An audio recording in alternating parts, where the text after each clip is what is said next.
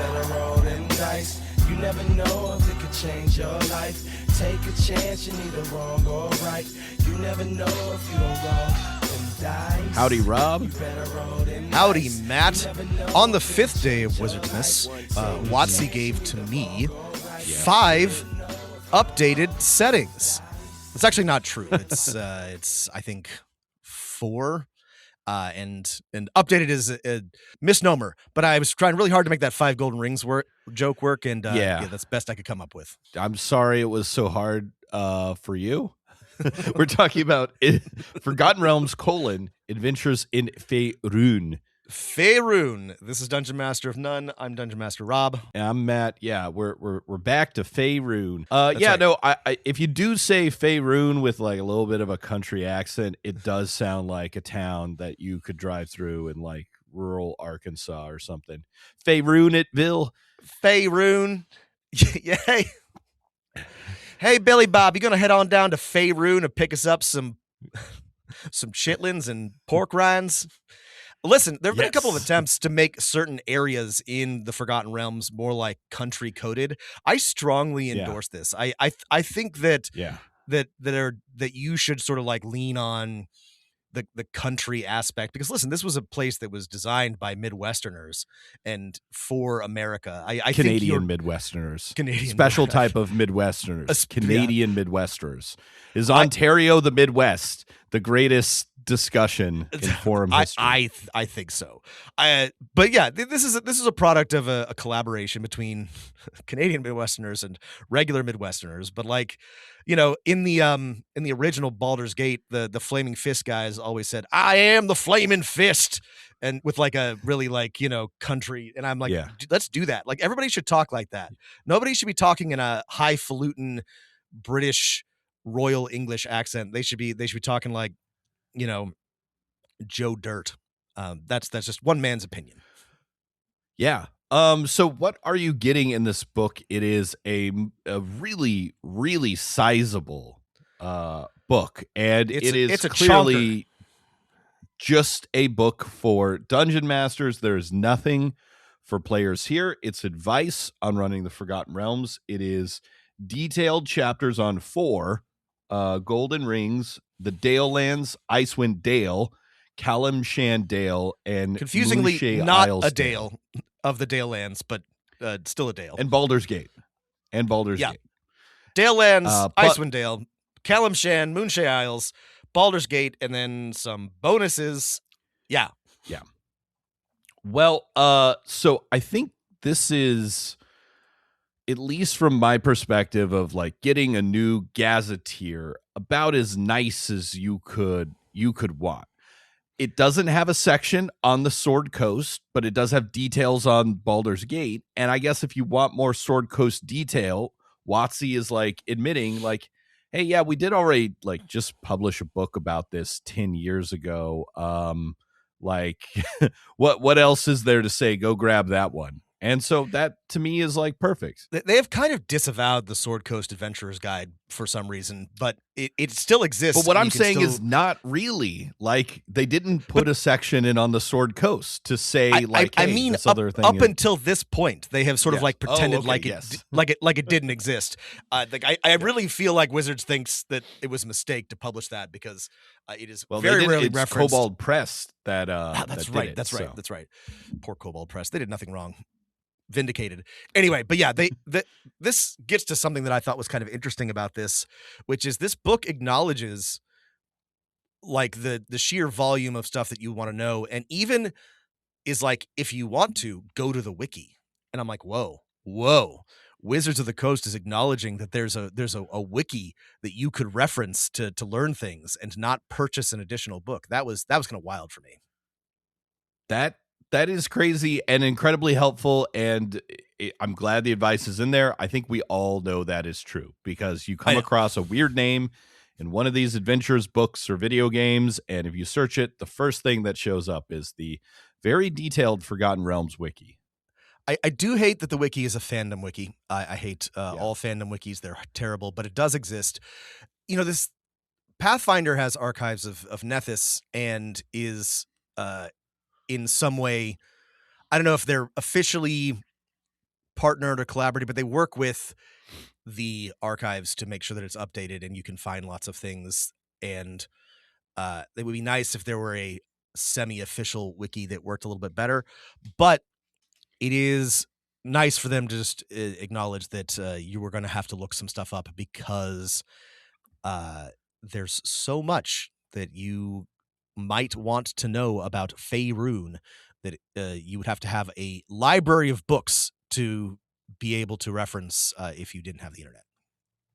You'd have to head over to Candlekeep. The internet is your friend when dealing with the Forgotten Realms, but I think this is like a good job of breaking down the play areas besides the Sword Coast, because again, we already have published guides for Waterdeep and the Sword Coast that are not the Sword Coast plus Baldur's Gate that like people would want to maybe start an adventure in.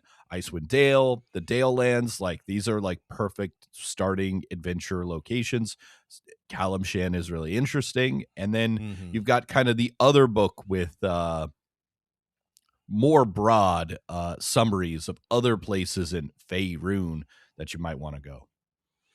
Yeah, this is a very we mentioned with Heroes of Faerûn that it had aspects of a gazetteer. There was a short explanation of many different areas, but this is the full gazetteer. It does not have every place in Faerûn, but it has many of them, and especially some that have not received attention previously. And it's very useful and very thorough for those areas. Let's get down to brass tacks here, Rob. Let's talk about chapter 1. Okay. Running the realms. And I think what Wizards is trying to do here is distill down what makes the Forgotten Realms the Forgotten Realms. And they've landed on this idea that this is forefronted in the last episode we did, the last book we did, that this is epic fantasy.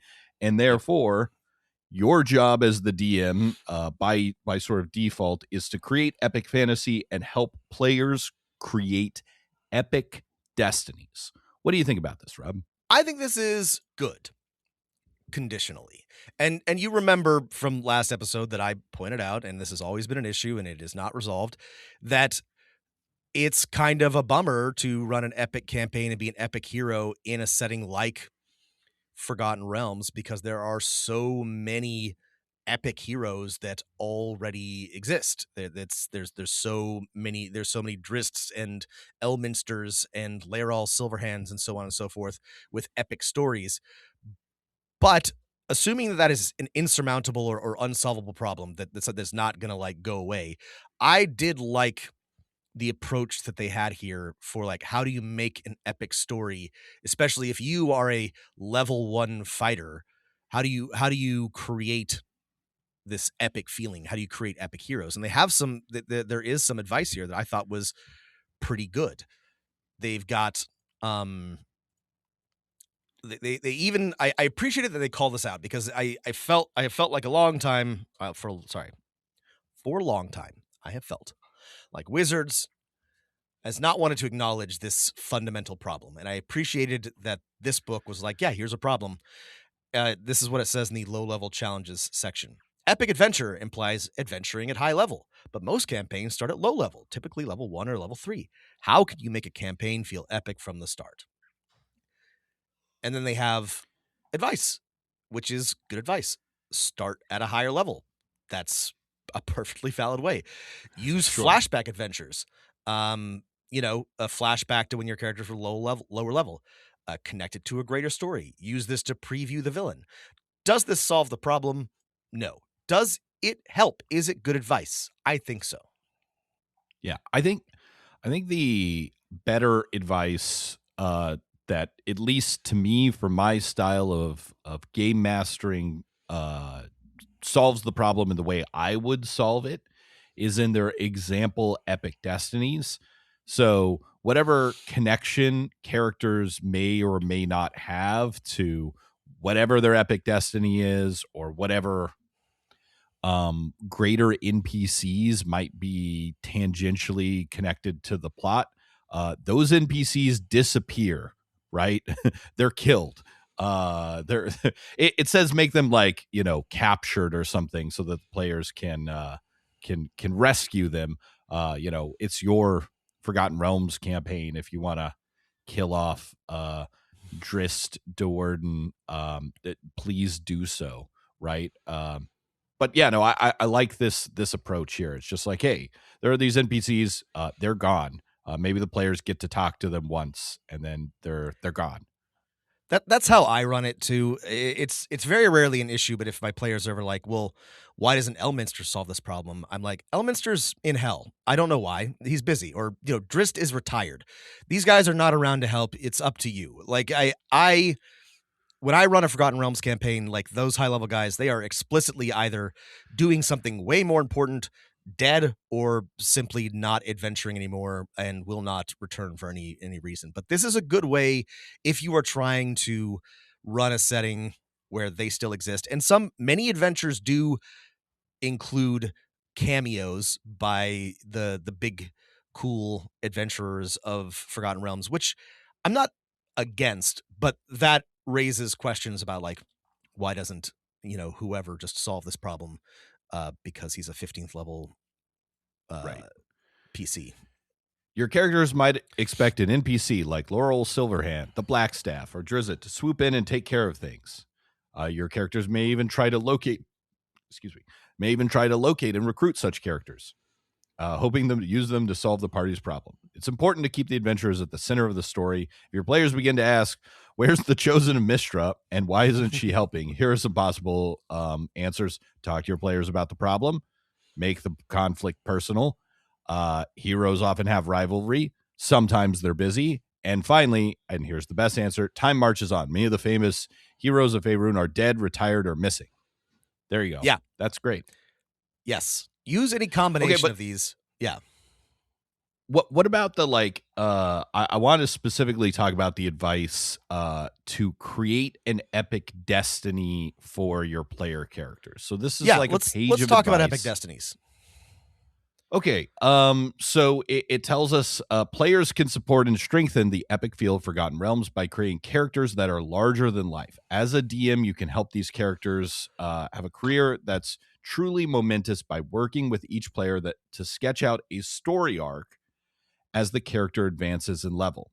Perhaps the character is weighted to field an artifact or become a chosen of a deity. Now, again, overall, I think this idea fits perfectly with the theme of the Forgotten Realms, and it gives it just a really strong theme.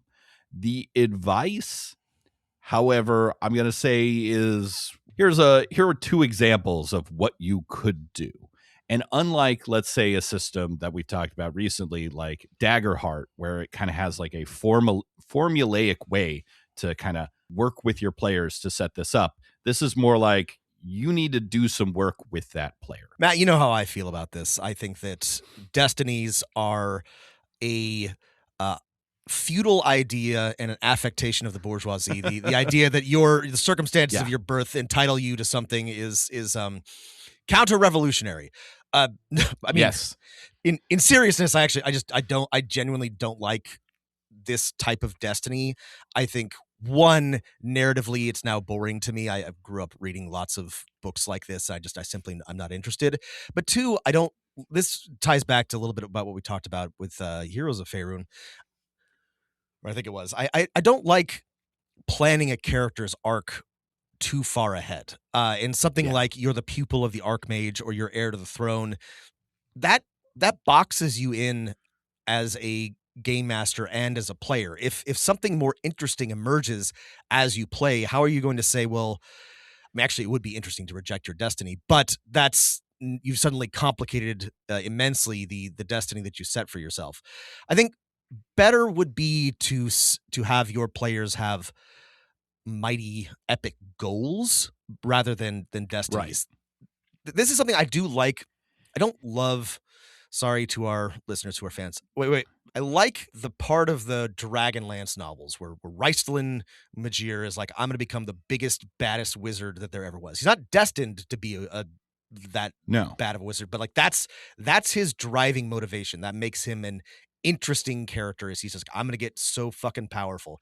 That works as like an epic destiny rather than he was born to be a great wizard or something.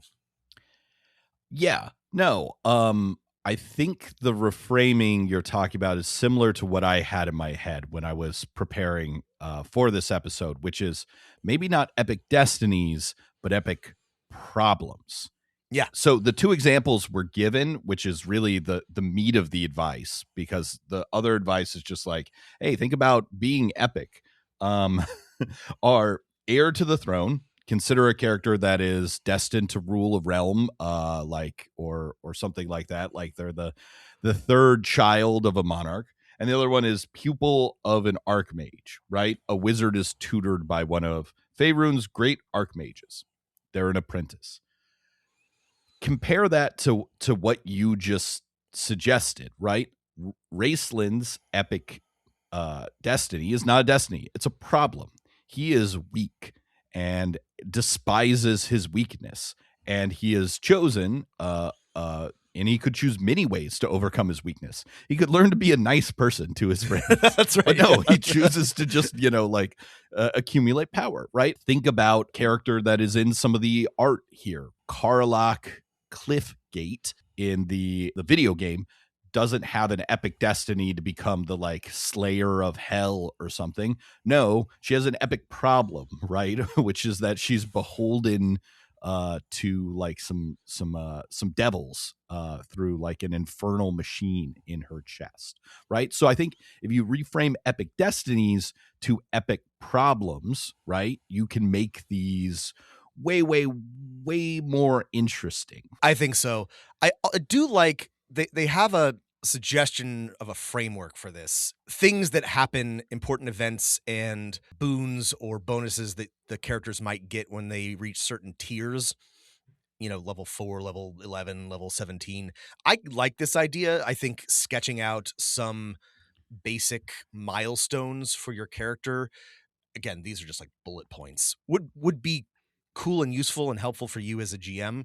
But I think that Matt is onto something important here, where you ask your player what the problem is, what they're trying to solve, what they're trying to overcome, and then make it epic, right? Like, the normal person solution to being weak is, like Matt said, be nice, make friends, learn to accept the circumstances of your life. The, like, I don't know, epic dramatic version is, I'm going to become the most powerful wizard and acquire power at all costs. So find a problem or have them come to the table with a problem, and it doesn't have to be, I'm heir to the throne or my wizard archmage has gone missing. It can be somewhere in the middle and still be pretty epic. Right. Like, let's think about like reframing these two examples in a way that I think would actually work with the type of play we're describing, right? Instead of statting out or plotting out, heir to the throne. At low levels, they're a noble. At level 4, circumstances mean they're, King Ralphed into being in charge. And then at higher levels, they have to acquire a legendary item and rule their kingdom. Instead, right, we can make these questions and problems for the player characters, right? For example, the player character, when they're creating their heir to the throne, can give you a slate of NPCs that you can choose to make their life difficult. They're like, well, I know my character has a mother, and I know they have a brother who sucks, and a sister who's nice, and an uncle who is a powerful wizard. And they could maybe even sketch out what their previous relationship was to these characters. That would give you tools as the GM to deploy them. The campaign may not revolve around them ruling a kingdom, but that could be a cool thing. We just have to play to find out. In the same way, pupil of the archmage, right? Like, I like the sort of idea that somebody might have been the pupil of a very powerful archmage who's gone missing or has died, but rather than sketching out precisely how that has to go, make some NPCs, create some different schools or different competing interests for the future of the wizard school. Maybe they want to start their own school. Maybe they want to become an independent scholar. Maybe they want to complete we a don't project. know yet. Yeah, but give them options. Let them decide what their epic destiny is. The starting point for these is decent. The framework they've built and the overall trajectory is too constricting to me.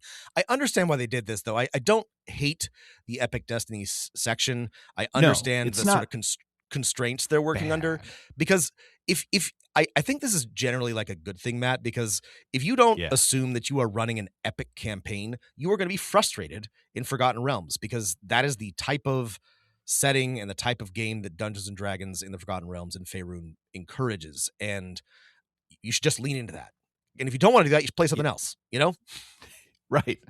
or make there's the realms is vast enough that you can absolutely make it just about dungeon crawling, right? There's plenty of dungeons, right? But this is what really makes it great. But you can lean into these like, hey, you're the pupil of an archmage. Elminster is sundowning, and he believes that you are his final apprentice, and you're like, I don't actually like magic, sir, I'm a fighter. And he just keeps showing up, and then you have to deal with this because he keeps bringing magical problems to your doorstep. That would be great. That's an epic destiny that I would run through. That's right. But yeah, no, I think one that I was surprised to see, because it's mentioned on the sidelines in like every section in this, but I think the Chosen of the Gods is a great example for an epic destiny, because you can have a chosen that aligns with your players' goals. Like, I'm a person who's nice, and my chosen deity is, Ilmater or something like that. Or no, actually, I'm a person who is nice, but for some reason, a deity that does not align with my character's philosophy has chosen me. And what are we going to do with that, right? This is like a problem, right? Or again, my personal solution is give your players a problem of epic proportions to solve. This is always easiest with warlocks, right?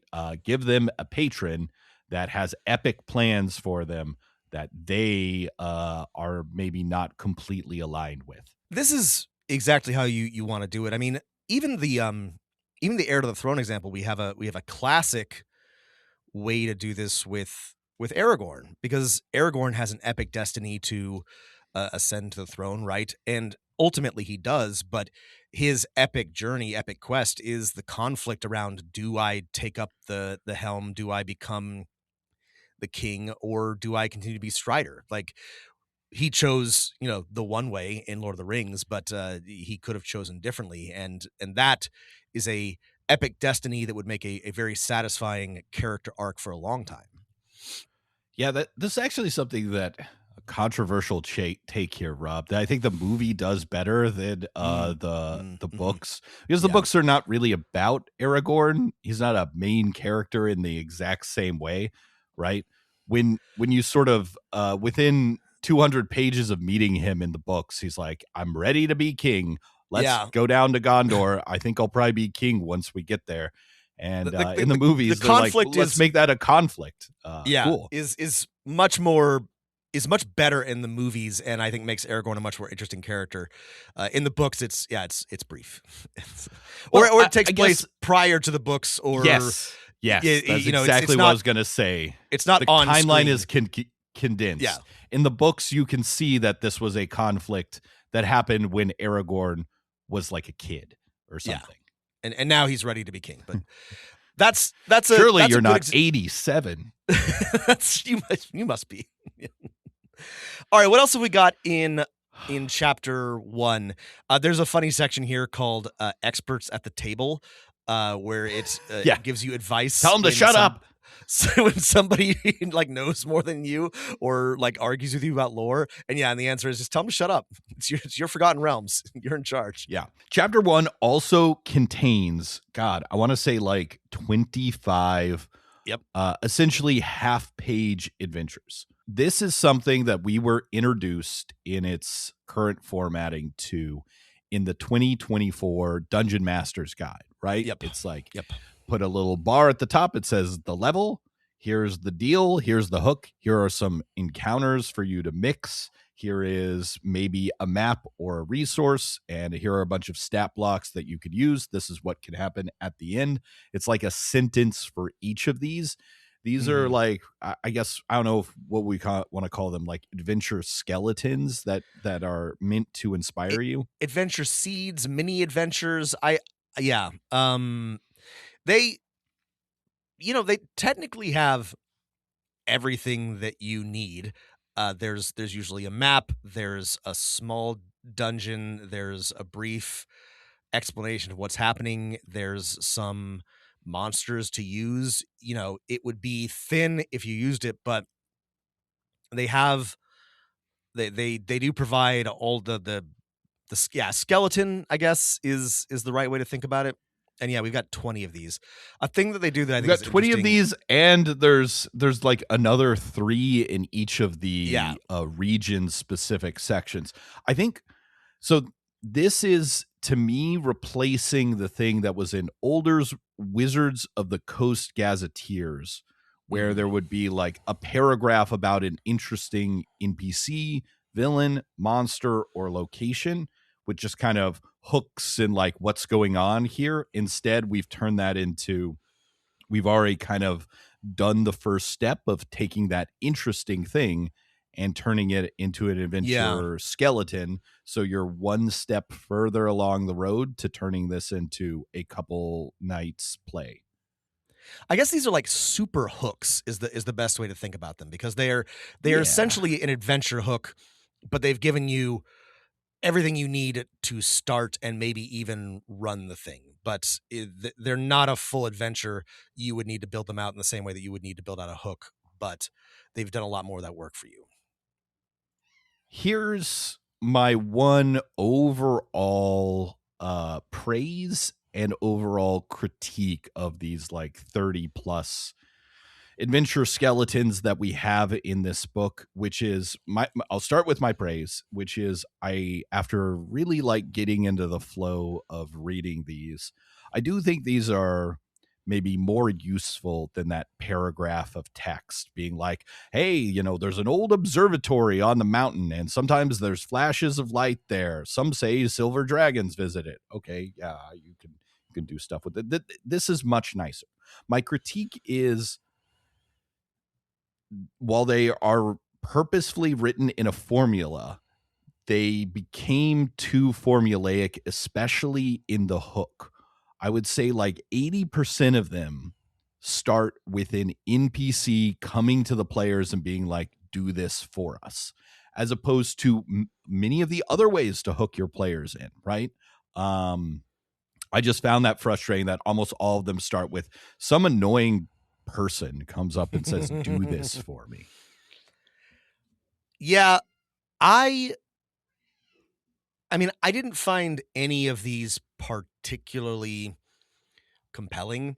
If you had asked me to pick my favorite, especially of these first 20, I'm not sure I could. I'm not sure I still can. But I did enjoy reading them, and I got some ideas. I liked, just from like an organizational point of view, each adventure has they're organized into deity, faction, or region adventures. So I'm looking at Tears Fall. This is a deity saloon adventure for 5th level characters. I like that. I think that's neat. It helps you if you're trying to run a specific type of adventure, or you're looking for inspiration for a cleric of a certain deity. That's neat.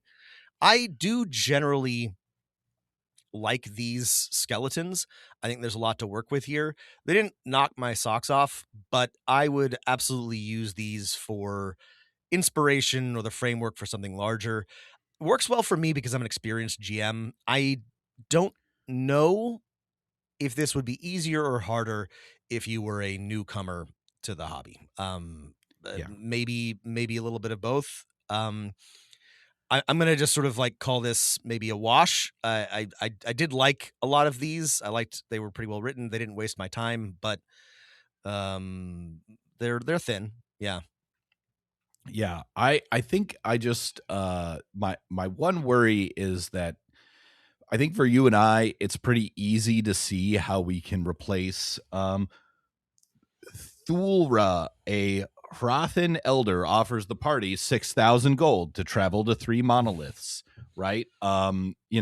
Instead, you could, for example, give them a map that has 3 monoliths marked on it, right? There's so many other ways to start these adventures. I wish they had given us like a generic table of ways to mix them up, because if you could run a whole campaign using these skeletons. I think the idea is you use these skeletons to fill things out while exploring your character's epic destiny. But if you did that, your players, I think, would quickly grow bored of NPCs coming to them and just being like, "Go do this for." I do feel like maybe we're not giving quite as much credit as we should, because we're making it sound like these are just very samey adventures. But even though they're pretty No. thin, and Matt's right that like the hook is basically the same every time, their structure, I'm very impressed by like how much variety they put in the structure. So some of them, Yes. there's 20, I can't talk about all of them, but like some of them are just like a simple dungeon. But like one is you're negotiating with a group of bandits for like a hostage negotiation. My favorite one, sorry, I said I couldn't remember a favorite, but I do, is the citizens of the Thescan capital of Telflam have fallen victim to a massive speculation scheme orchestrated by the city's powerful thieves guild, the Shadow Masters. And you have to get all their money back because they all got like flim-flammed. They've all invested in a new Thescan stable coin, Rob. It's gonna fix things. I love that one. There's one later on where like a gigantic bone titan has emerged from a barrow and is like marching across the land, and you have to climb and defeat this bone titan, which is like a moving dungeon. Like there's the ideas are really good. Rob, and would you like to climb the bone titan? I would like to climb the bone. Would titan. I ever, Matt?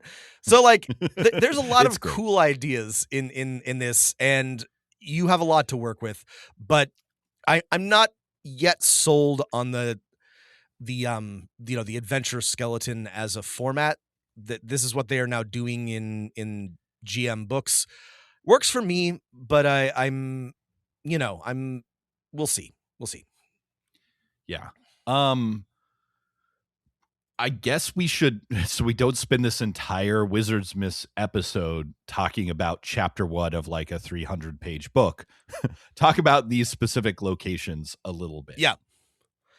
Let's move on. I agree with you. Yeah, like, okay, let me I'm gonna go ahead and say I really like, for example, I have never read anything about the Dale Lands. I never played Pools of Radiance. I'm not that old. Nope. I don't know. I didn't read any of the Elminster books. So like, Nope. I'm a Sword Coast knower only. Yep. And so, Same. for example, reading the chapter about the Dale Lands was great. Not only is there details about specific locations, but in addition, I approve of this formatting change. You're given kind of like, this is what Dale Land stories could be like. Here are some examples. Here's some example conflicts. And then we'll add some skeletons to that specific part. I did really like this. I really liked all of these sections. I enjoyed the Dale Lands a lot, but each of them are, here's the gazetteer, and here's the type of adventures you can have in the Dale Lands. And the Dale Lands is like, this is your classic fantasy zone. Here's a bunch of classic fantasy stuff. Classico fantasy. I liked that. I thought that was really good. I also I didn't know a damn thing about the Dale Lands, and I was like, this is neat. I'm now vaguely interested in the Dale Lands. That was cool. Thanks for sharing. I have a spot of affection now for this loose confederation of independent towns, caught between warring powers, full of archmages for some reason. Each chapter also has a narrator, a sort of like iconic figure that tells us about it. This for Dale Lands, it's Alias.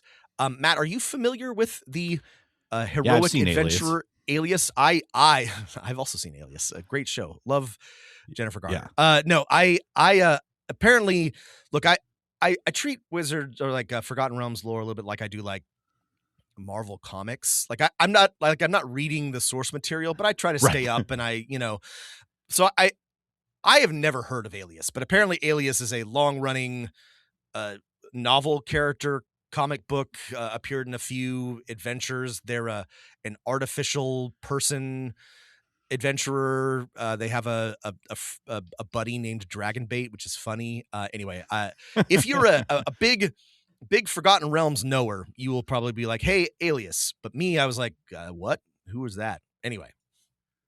Yeah. The art of Alias, at least by default, makes me also think that Alias would not be out of place in the TV show Alias. So That's the it's a big agreed. comic character.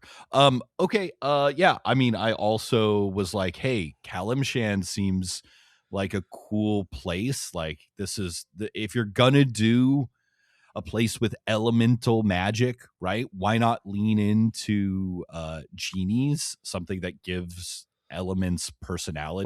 Wait. We skipped Icewind Dale. We gotta. Oh yeah, at least I'm touch sorry. on the Dale lands. This is classic fantasy. Icewind Dale is leaning very into survival horror. They've got this horrible undead monstrosity that is like 7 liches melded together, which looks very much like The Thing. It's a Yes. body horror. It's called Zlan, which is hard to say but looks spooky. Zlan. And this one's narrated and populated by Sheriff Markham, who's a guy from some adventures that I think he was in. Rime of the Frost Maiden. Rime of the Frost Maiden and a couple others. I don't remember him, but he seems cool. And yeah, it has more on the 10 towns. Matt, they did something cool here, interesting perhaps, where they acknowledged that an adventure happened and that time has passed. And here are some changes to the world based on the events of Rime of the Frost Maiden. It leaves kind of open whether or not Oral was defeated, but it's like this town was destroyed by the dragon, and this town is now dealing with a bunch of monsters because Zlan is melting the permafrost and horrible Underdark beasties are crawling up. So if you had like the 10 towns gazetteer from Rime of the Frost Maiden, you would not. This is still useful because things have happened. You don't have to use those changes, but like it's not like this is just a rehash of what we've already seen.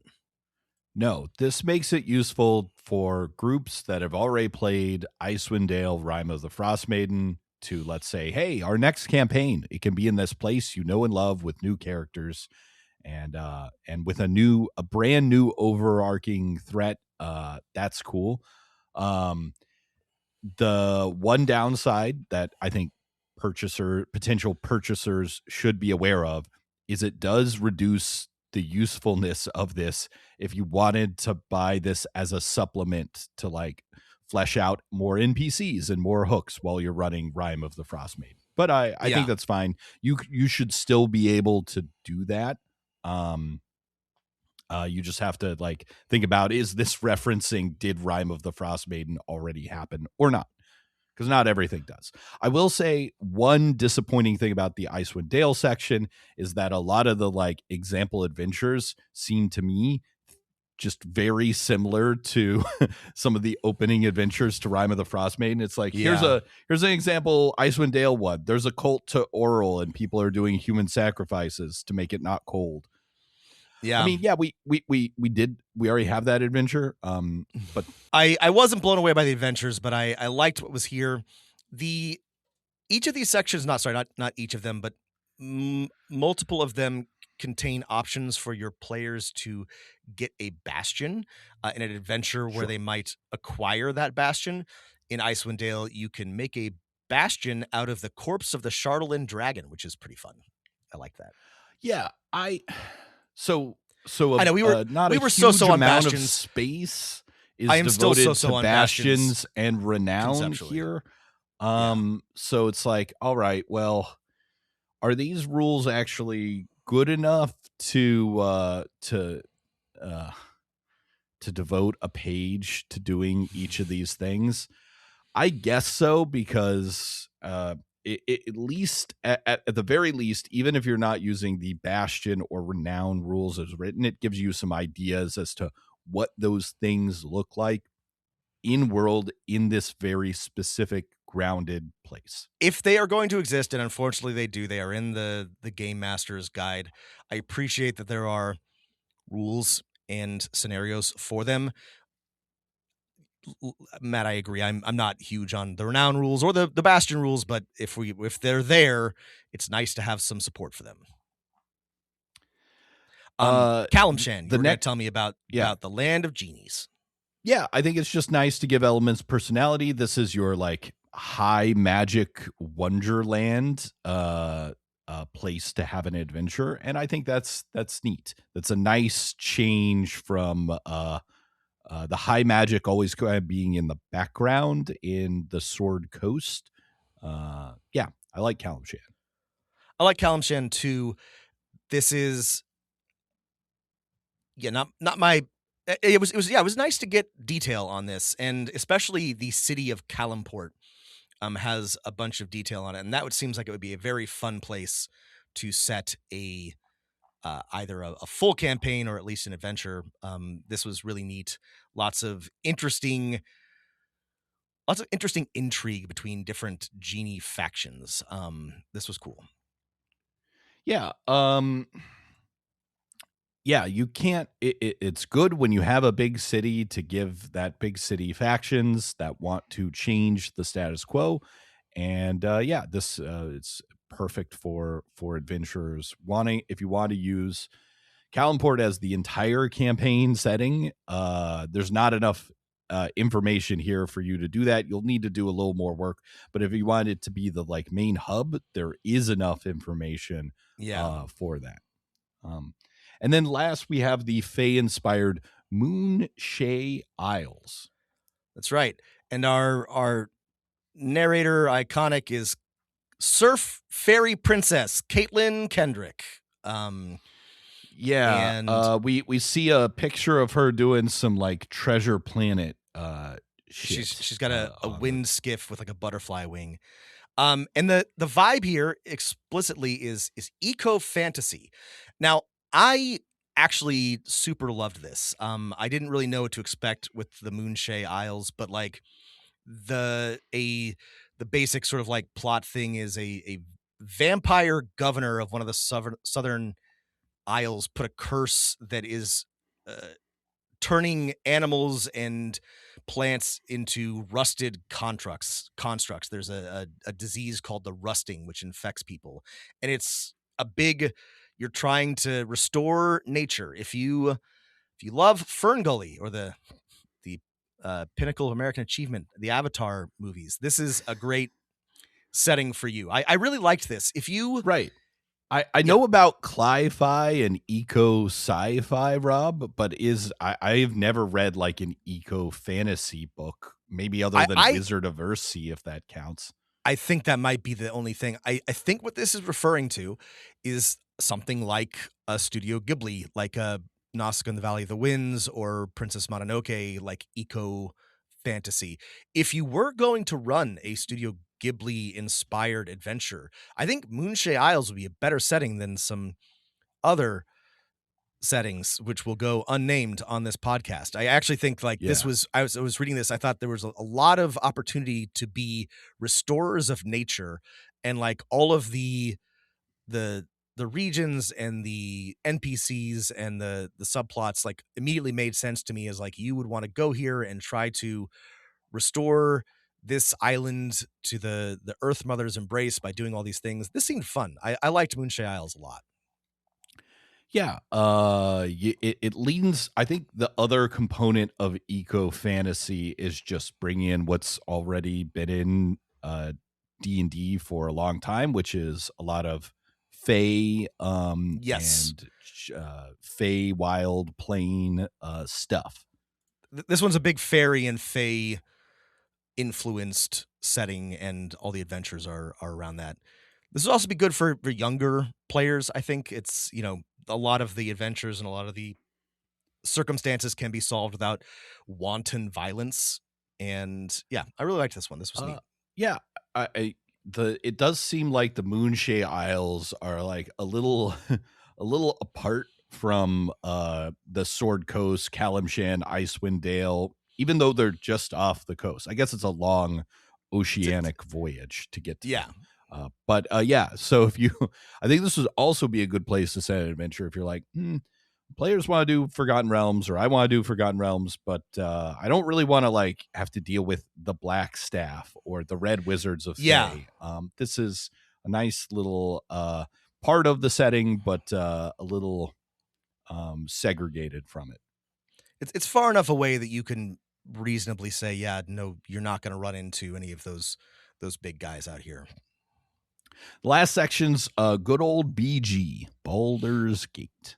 Baldur's Gate, narrated by Best Girl Karlak Cliffgate, and this is all about urban adventures. If you played any of the Baldur's Gate games, if wanted to set an adventure in Baldur's Gate, this has more information than is just like in the video games or something like that. So this is a nice gazetteer of the town. It was a nice gazetteer. We already know a lot about Baldur's Gate, but this did have a lot of things that either I didn't know or wasn't easily found or was otherwise updated. And I thought it had really nice rules for, or really nice suggestions for running urban adventures. I love urban adventures. I feel like they were even maybe drawing a little bit from Blades in the Dark. There's a section on crews, on, you know, how your players might belong to a group of common folk who band together to, you know, resist corrupt patriarchs and make, you know, common cause among themselves. It's also leans more into shades of gray, and, you know, maybe the law isn't all that lawful. I did really enjoy the Baldur's Gate section. I thought it was full of interesting information and good suggestions for how to run a campaign or run an adventure in an urban setting, especially in the old BG. I like this. I think probably they have rightly decided that a lot of DMs out there were like, well, boy, this Baldur's Gate city could be a really fun place. This is exactly what you need. Yeah. And then that is it. We're also given a single sort of dungeon crawl as a final level 1 through 3 adventure. It's not my favorite, but it would work as a starting adventure if you wanted to run it. It's once again an NPC asks you to do and go get a thing, but this time there's a rival person trying to go get a book from a dungeon. I would describe this as a solid B, maybe a B plus. I didn't really like blow me away. It would work as an introductory adventure. It is a very competently written and introductory adventure. Matt, if you are, here's the thing. We mentioned that, you know, this is Forgotten Realms, and it gets deep into the lore. If you are a real D&D Forgotten Realms head, you will recognize, and I actually don't think anybody would do this, but theoretically somebody might recognize the name Leth Chantos from Dragon Magazine number 69, where he is mentioned in passing, as the author of the Nathloom, a book of poison spells, and this is the thing that you have to go after. So one thing that is clear to me from reading Adventures in Faerûn is that they found people who were actually fans and enthusiasts of the Forgotten Realms. And this, in my opinion, has not really been true for much of 5th edition. I don't really like Forgotten Realms. We're on the record as this is not our favorite setting. It's not my favorite setting. But I appreciate when somebody who does like it and is enthusiastic about it is doing the writing for these books. It definitely shows through, and it's much more pleasant for me to read and experience, and it makes me interested in the setting as well. Yeah. I think the funny thing about the focus on Forgotten Realms of 5th edition, and it's the love-hate relationship among the designers, is that most of the adventures, with the exception of like 2 or no, really just 1, that they've produced for 5th edition around the like core region that people know about from movies and video games and novels of the Forgotten Realms, the Sword Coast, is that none of the adventures really take place in the Sword Coast, right? It's like, Yeah. hey, you're going to start in Baldur's Gate, but you're going to end up in hell. Or Yeah. you're going to start in Never Deep, and then you're going to end up in Cholt. Or Right. this whole adventure is in Icewind Dale. I guess Candlekeep Mysteries takes place in the Sword Coast completely, and so does Waterdeep Dragon Heist. But like I think Waterdeep Dragon Heist is the major standout, and that's one of their best. And I loved getting a chance to like be in Waterdeep and like get to know the city. That's one of the things that included a Waterdeep gazetteer, and that, you know, that one didn't seem to be like resentful that it was in the Sword Coast, like wasn't trying to get to hell or the plains as quickly as possible. And I liked that about this book. Is it was like, well, we're in the Forgotten Realms, let's pretend like we like it, let's pretend like this place could be interesting. What would that look like? And I think we got a lot of stuff to work with. I would run or play in the Dale Lands. I would, you know, all of these places seemed interesting, and I was not really interested in them before. I mean, this is our first non-adventure DM focus book of the revised 5th edition, and for what it's trying to do, I think it succeeds. So, obviously, you've got to like Forgotten Realms, and you've got to like wanting information and adventure hooks for places that are not in the core Sword Coast. But if you want either of those things, this book delivers. Yeah. I wouldn't just think if I hadn't already bought it for the pod, I wouldn't buy this because I'm not particularly interested in running games in Forgotten Realms. But I have to say, Matt, that this is my favorite like non-adventure book that we have gotten from Wizards since. Actually, I don't know. This might be my favorite. I really liked reading this. This is one of the best things that I have read from them. The only complaint I have is this is not entirely for me. It's not the thing that I'm interested in. So I guess if I'm comparing this to like the Eberron books, I like those better just by default, but I also liked how they were written. But like, this was really good. This is the best Forgotten Realms thing that I have read in a decade. And that was nice. I was all ready to come out of the gate, you know, hating this because I'm on record as a hater, and I've been disappointed in Wizards. But like, even if it's not for me, I'm glad that they have people who are writing for the setting, writing for the game, who actually give a shit. And that's the thing that I liked about this book. Yeah.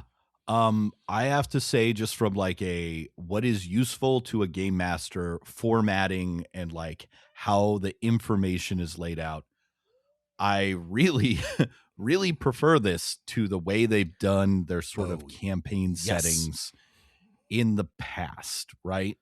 This is a happy medium between the old kind of cats, calm down, the old kind of gazetteer style and the like box set stuff that unless you're running the adventure that came in the box set, the campaign materials are just not really that useful to you. So I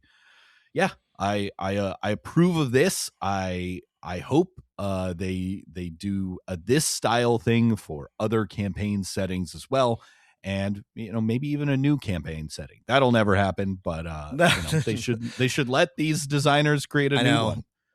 Release these people from the shackles of Forgotten Realms. But yeah, I mean, if this had come out in 2015, if this had been, you know, released with one of the first adventures, it would have knocked my socks off. It would have blown me away. I would have been so excited.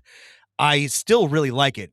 It's just so much less useful to me now that we already have so much stuff, and because I'm not that interested in running campaigns for Forgotten Realms. But if you are somebody who is still running campaigns for Forgotten Realms, if you have a little extra dosh, if you intend to keep doing that for a while, it is a really useful book, and it will, especially if you want to stay within the Forgotten Realms, stay within Faerûn, but like expand into some more interesting areas. It gives you an awful lot to work with. The only other downside that I can think of, and maybe it's not a downside because you might like this, is that if I was a DM trying to do just what you were describing, I would want this book and Heroes of the Forgotten Realms, because that Yeah. gives us, you know, kind of the broad overview of places in Faerûn, you know, just outside of our core 5 locations detailed in this book.